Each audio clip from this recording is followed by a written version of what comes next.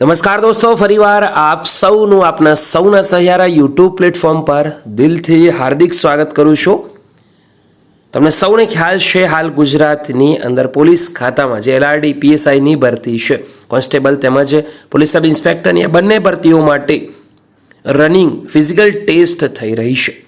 હવે આવામાં ગુજરાત પોલીસ વિભાગે ખૂબ જ મહત્વપૂર્ણ નિર્ણય લઈ નવો વેબસાઇટ બહાર પાડી છે। GPRB એટલે કે ગુજરાત પોલીસ રિક્રુટમેન્ટ બોર્ડ, અને સાથે સાથે ટ્વિટર પણ ઓફિશિયલ એકાઉન્ટ પણ બનાવવામાં આવ્યું છે, જેથી કરી ઉમેદવારોને વધારેથી વધારે માહિતી મળી શકે। તો ટ્વિટર પર જે મહત્વપૂર્ણ અપડેટ આવી હતી તેની ટ્વીટ સ્ક્રીન પર અવેલેબલ છે।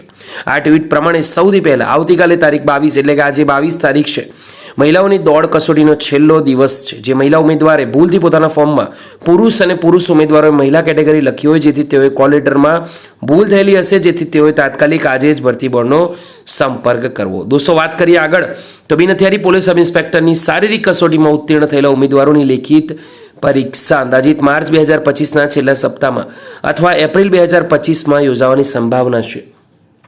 પેપર 1 3 કલાક અને પેપર 2 3 કલાકની એક જ દિવસે પરીક્ષા લેવામાં આવશે।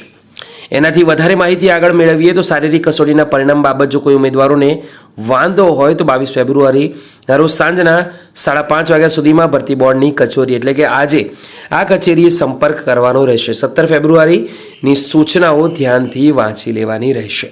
તો આ છે મહત્વપૂર્ણ અપડેટ। એકવાર વિડીયો ગમ્યો તો લાઇક કરજો। આવી ઇન્ફોર્મેશન તમારા સુધી દોસ્તી પહોંચતી રહેશે। ફરી મળીશું, ત્યાં સુધી ગુડ બાય, ટેક કેર।